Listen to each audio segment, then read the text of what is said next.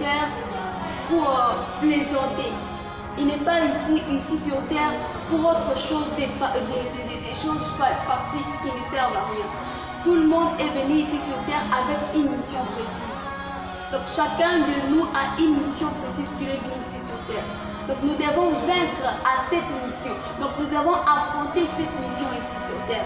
Nous ne pouvons pas être entraînés dans la distraction avec les choses de ce monde. Nous ne pouvons pas être là, commencer à être appréciés ce que nous sommes en train de visiter. Nous ne sommes pas ici là pour commencer à se contenter de ce qu'on est en train de voir. Non, on a besoin d'avoir les choses qui est plus que ce que nous voulons. Donc les choses surnaturelles. Donc nous voulons être des jeunes spirituels. Nous devons être des jeunes esprits. C'est ce qu'en train je suis venu.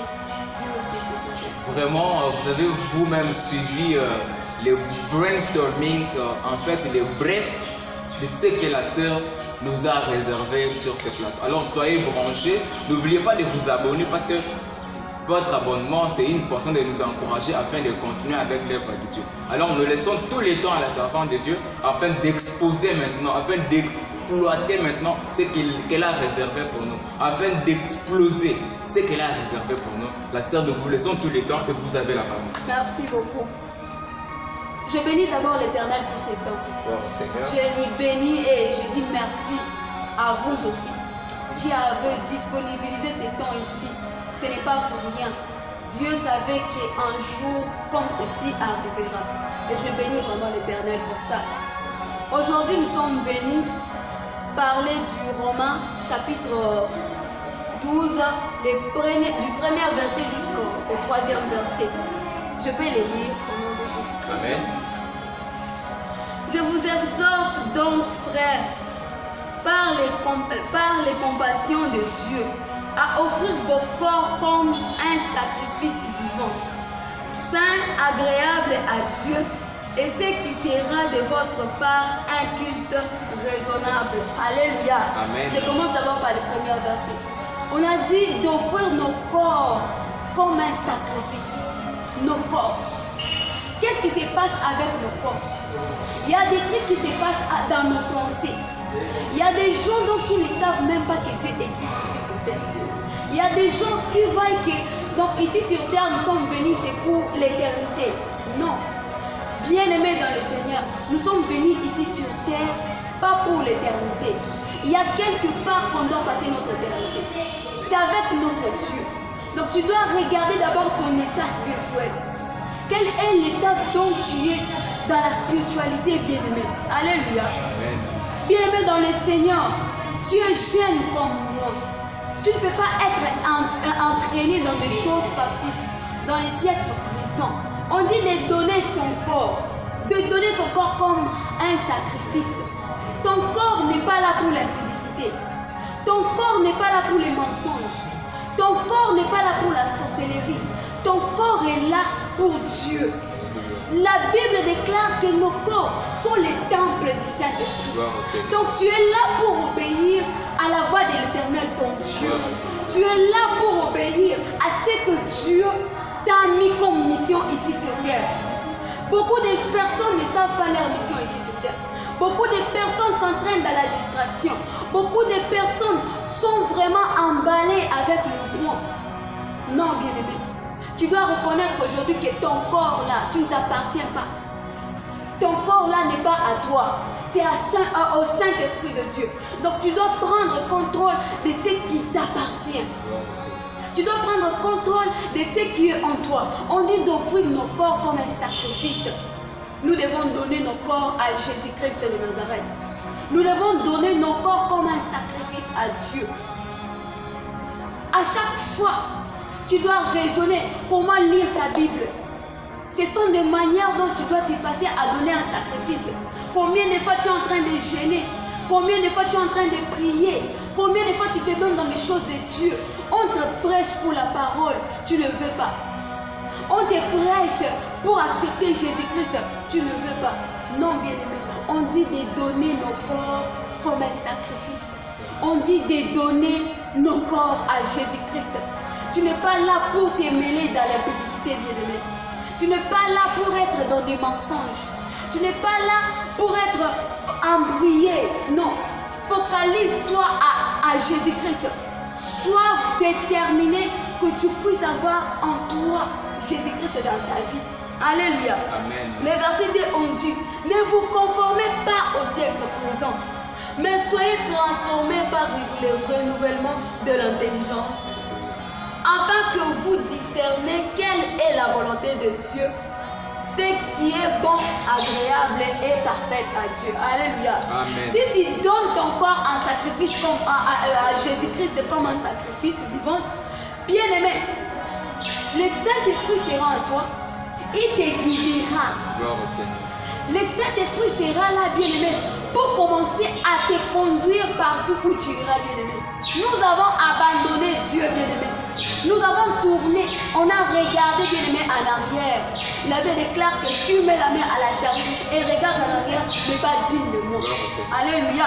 On a dit qu'on puisse se donner à Jésus comme un sacrifice. Comment est-ce que tu es en train de t'entretenir avec une relation avec cet homme de Jésus? Comment est-ce que tu es en train de parvenir ta vie avec Jésus-Christ face à face à toi? Comment est-ce que toi-même tu es en train de te discipliner, bien-aimé? Nous ne sommes pas capables de se discipliner nous-mêmes. Pourquoi? Parce que la distraction est entrée dans nos vies, bien-aimés. Parce que nous nous sommes focalisés, nous nous sommes, bien-aimés, pris dans des choses qui n'est pas importantes. Nous devons écouter la voix de Dieu, bien-aimé, et à ne pas se conformer au siècle présent. Quel est ce siècle présent-là, bien-aimé? Le siècle présent, c'est du fait que nous nous sommes emballés, donnés corps et âme, esprit aux choses de ce monde. Quelles sont les choses de ce monde? Il y a les mensonges, il y a la sorcellerie. Aujourd'hui, nous voyons des jeunes qui sont en train de prendre pour avoir de l'argent, pour avoir quelque chose, pour avoir de valeur, pour être connus, pour avoir du succès. Il faut qu'ils partent toucher au fétiche. Ce n'est pas ça. Les vrais succès ne viennent que de Dieu. Les vrais succès ne viennent que du Seigneur. C'est ce Dieu-là qui va te rendre grand. Certainement. C'est ce Dieu-là qui va te rendre comme tu veux, tel que tu le veux. Mais pourquoi est-ce qu'on est en train de nous obliger de devenir, de donner nos corps à Jésus-Christ? C'est pour que ce Dieu-là puisse nous prendre en charge. C'est pour que ce Dieu-là, Dieu a des merveilleux, des choses merveilleuses pour nous. Alléluia. Dieu a des choses grandes qu'il a réservées pour nous. Le problème qui est là, que l'homme est tellement distrait qu'il ne peut même pas discerner qu'est-ce qui est la volonté de Dieu et qu'est-ce qui n'est pas la volonté de Dieu. Alléluia. Amen. Nous devons chercher Dieu dans la sincérité. Nous devons chercher ce Dieu-là parce qu'il a besoin de nous. Dieu a besoin de nos corps, nos âmes ainsi que nos esprits. Il a besoin de ça. Nous nous focalisons seulement sur l'impudicité. Une jeune fille qui est là, pas seulement pour l'argent, mais il se contente d'avoir la vie de copinage. Il se contente d'être une prostituée. Il se contente, on va même chez les garçons. Un homme là qui est là, il est bien, il se va au top lorsqu'il a beaucoup de filles autour de lui, lorsqu'il a beaucoup des amis autour de lui. Non, bien-aimé. Dieu te veut seul. Dieu te cherche seul. Il n'a pas besoin que tu puisses être dans la foule. Il a besoin que tu puisses te retirer. Que tu te donnes un sacrifice à lui. On dit au verset 3. Par la grâce qui m'a été donnée, j'ai dit à chacun de vous de n'avoir pas de lui-même une trop haute opinion, mais de revêtir des sentiments modestes selon la mesure de foi que Dieu a départi à chacun. Alléluia. Tel que nous sommes là, chacun a sa grâce. Certainement. Chacun a ce que Dieu a mis en lui. Certainement. Chacun de nous, tel que nous marchons là, nous ne sommes pas parfaits. Nous ne sommes pas dignes devant lui.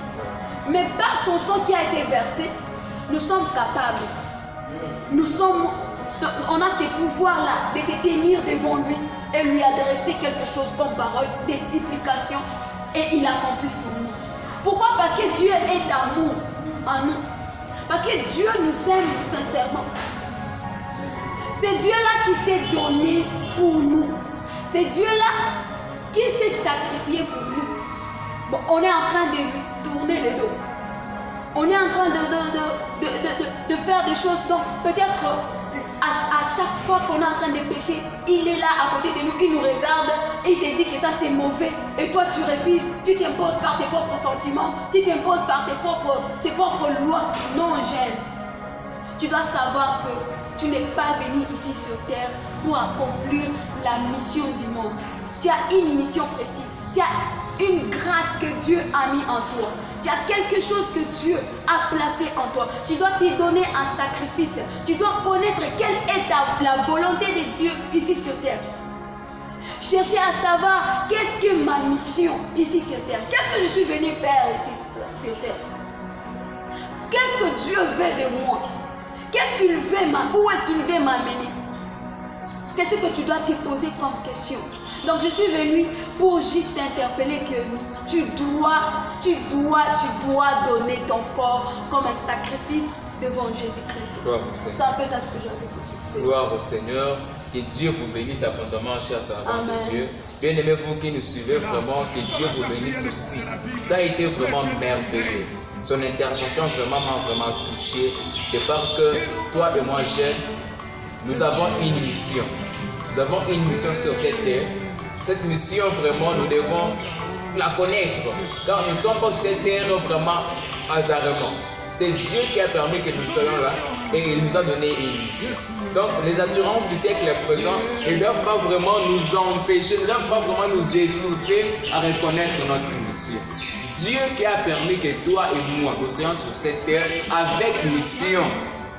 C'est à lui que nous devons nous accrocher. Comme la Bible dit, donnez vos corps comme un sacrifice à Dieu. Jeune fille, aujourd'hui, c'est votre mois. Et c'est une grande conférence qui est organisée au travers du monde pour la jeune fille. Donc, nous avons compris que la jeune fille a aussi une mission parfaite. Il a aussi une relation. Il a aussi une intimité avec le Seigneur. C'est pourquoi cette conférence a été organisée pour vous réveiller. Parce que la servante de Dieu l'a bien dit, si on n'arrive pas, c'est parce que nous sommes distraits. Donc, la distraction chez la jeune fille la porte dans les siècles présents. La distraction chez la jeune fille les ramène encore dans les choses du monde. Et pourtant, il y a de grandes choses auxquelles Dieu nous a appelés. Ce sont les choses célestes.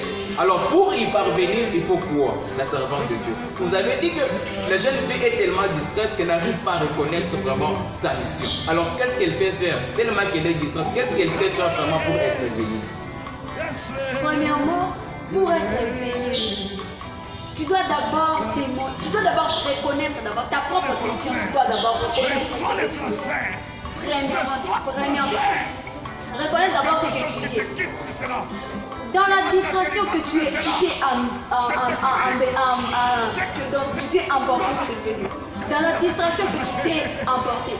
Donc tu dois t'éveiller en commençant d'abord par reconnaître d'abord ce que tu es. Quelle est ta mission? En commençant d'abord par te poser des questions.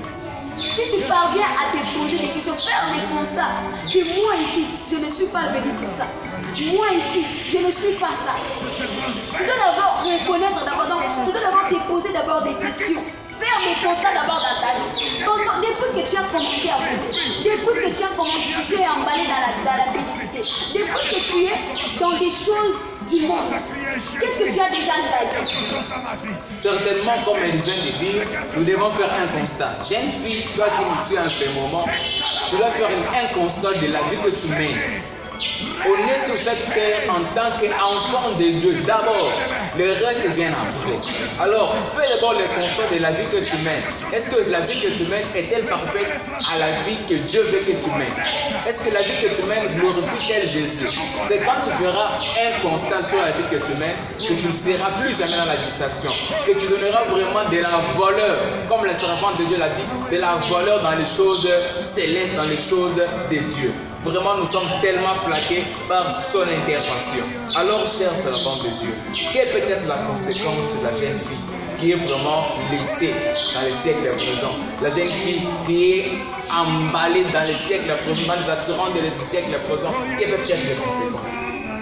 Les conséquences peuvent être, premièrement d'abord, toi-même lorsque tu es là, tu regardes d'abord ta vie là, que tu es en train de vivre. Est-ce que c'est normal? La vie que tu es en train de vivre là, c'est normal premièrement. Certainement. Et puis, ton esprit ne sera pas éveillé. Ton esprit est mort. Il faut que tu puisses être d'abord éveillé dans l'esprit. Il faut que tu puisses d'abord être debout dans l'esprit. Donc tu dois te réveiller du sommeil. Quelque part tu as endormi. Tu ne sais pas. Tu t'es refroidi peut-être. Tu ne sais pas. Donc tu dois faire l'effort. Tu dois faire l'effort et demander la grâce de Dieu sur toi. Demander sa miséricorde sur toi. Certainement, comme la servante de Dieu vient de le dire, tu dois être éveillé. Donc, jeune fille, réveille-toi. Tu as une mission avec le Seigneur, réveille-toi. Réveille-toi vraiment du sommeil et réclame la miséricorde de Dieu, comme elle vient de le souligner.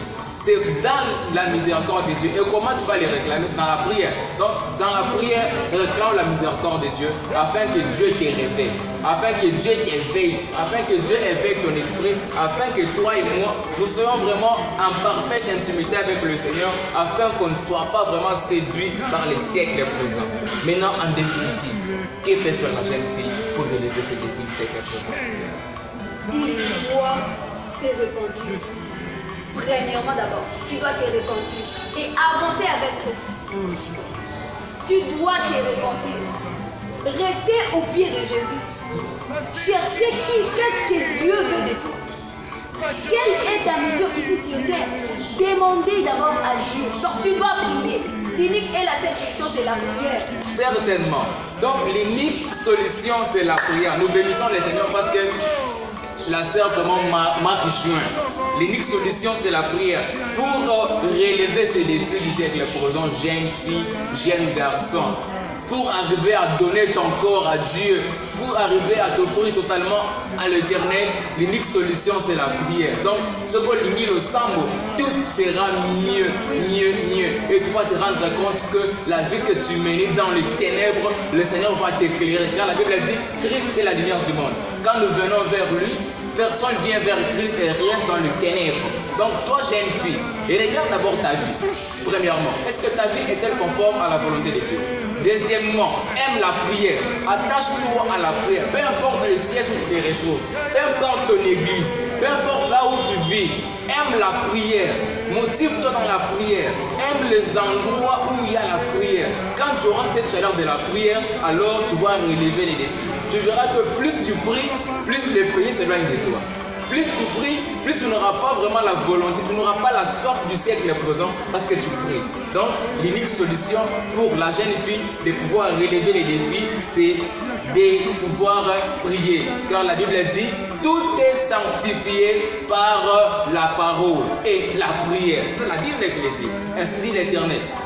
La prière et la parole sanctifient. Donc toi et moi, jeune fille, jeune garçon, nous nous donnons encore une fois de plus dans la prière, Dieu nous sanctifie. Et alors le siècle présent. Merci beaucoup sur ça. Vous savez, il y a certains gens dont ils se jettent dans les siècles présents. Ils se jettent dans des choses de ce monde. Mais il reconnaît au moins que son créateur est là. Certainement, ça c'est vrai. Il reconnaît au moins que son créateur est là. Ça c'est vrai. Et puis, il y a quoi? Qu'est-ce que le diable amène? La culpabilité en lui. Voilà. Du fait que tu dois demander, donc avoir du courage pour demander pardon à Dieu, la personne n'arrive pas. Il se demande, il se pose des questions. Est-ce qu'à cause de ce que je fais là, Dieu va me pardonner? À cause de ce que... Non, ça c'est le diable qui amène juste comme ça. C'est le diable qui te fait ça. Donc tu es en train de te culpabiliser toi-même. Est-ce que je fais ça? Est-ce que Dieu réellement il va me pardonner? Non, bien aimé. Dieu connaît même le nombre de fois que tu vas tomber ici sur terre. Certainement. Il connaît même le nombre de fois donc, où tu vas commencer à tomber chaque fois. Donc lui te tend toujours la main pour te relever. Ça, donc tu dois t'éveiller. Certainement. Tu dois t'éveiller. Aimer la prière.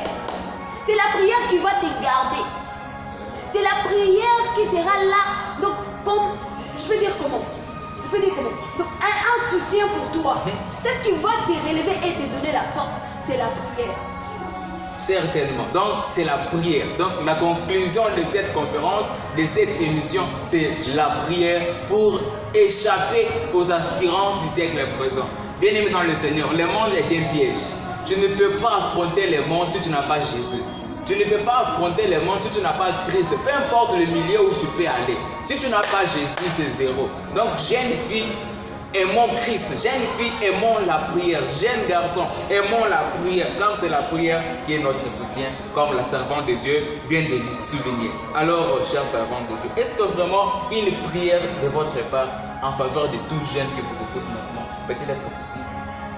Faire vraiment une prière pour ces jeunes vraiment qui t'a écouté vraiment cet avant-midi. Merci beaucoup. En fait, je dis merci beaucoup parce que tu m'as donné ce temps-là et pouvoir prier aussi. Certainement. Donc nous allons prier. Oui, Éternel notre Dieu, toi qui nous as appelés, toi qui nous connais, Éternel, tu as dit dans ta parole que personne ne pourra venir vers toi si toi tu ne l'as pas appelé. Donc si nous sommes enseignés, Seigneur, c'est parce que tu nous avais appelés. Tu nous avais appelés parce que tu connais très bien qu'il y a une mission précise pour un jeune qui est dans la perdition, pour un jeune qui est dans la distraction, pour un jeune qui est désespéré.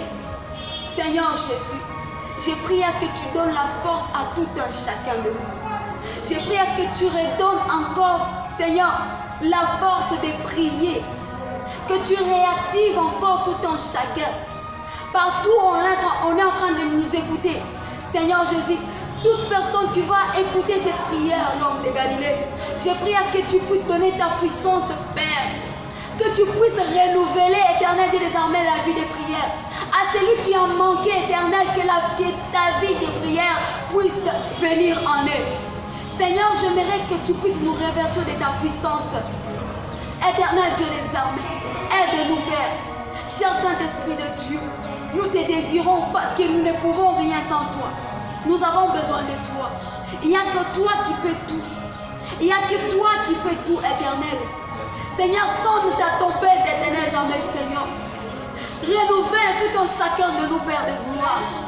Jésus-Christ de Nazareth, lorsque nous allons encore nous retrouver, lorsque nous allons encore, Éternel, nous relever, nous allons bénir ton Seigneur. Dans le nom puissant de notre Seigneur Jésus-Christ. Amen. Amen, amen, amen. Que le Seigneur vous bénisse. Donc, c'est par là que nous chitons, que par là que notre plume sèche, chers téléspectateurs, vous qui nous avez suivis de part et d'autre, de n'importe quelle origine, que le Seigneur vous bénisse abondamment. La Bible déclare, dans les derniers jours du Dieu, je répandrai de mon esprit sur toutes tes chairs. Vos fils et vos filles prophétiseront. Donc nous sommes déjà dans les derniers jours où les jeunes, la Bible dit, vos fils et vos filles prophétiseront. Donc pour être serviteurs de Dieu, jeunes filles, jeunes garçons, prenons conscience de notre mission. Évitons la distraction. Le monde n'a pas un bénéfice. Le monde, il n'y a rien. Attachons-nous aux choses célestes, attachons-nous à Dieu, attachons-nous à la prière afin que toi et moi, nous puissions exceller encore dans les grandes choses. Merci beaucoup, chers téléspectateurs. Que Dieu vous bénisse abondamment. Ce thème vraiment a été très magnifique. Ça nous a vraiment aidé afin de découvrir qu'est-ce qui bloque vraiment la jeune fille afin d'émerger dans la relation avec le Seigneur. Donc c'est la distraction. Le siècle présent nous distrait. Quand toi et moi, jeune fille, on est laissés, nous sommes entraînés par le siècle présent, automatiquement cela nous distrait et on n'arrive pas à atteindre la grâce et la perfection que Dieu nous a donnée. Et aussi, n'oubliez pas de vous abonner car votre façon de nous encourager, nous jeunes, tels qu'on a débuté cette émission, c'est vous abonner seulement sur notre chaîne YouTube. Que Dieu vous bénisse abondamment. Chers servants de Dieu, est-ce que vous avez un mot à dire au peuple de Dieu? Merci beaucoup. Je bénis vraiment l'Éternel parce qu'il a permis qu'en ces moments, on puisse partager de quelque chose. En tout cas, je bénis l'Éternel pour ça.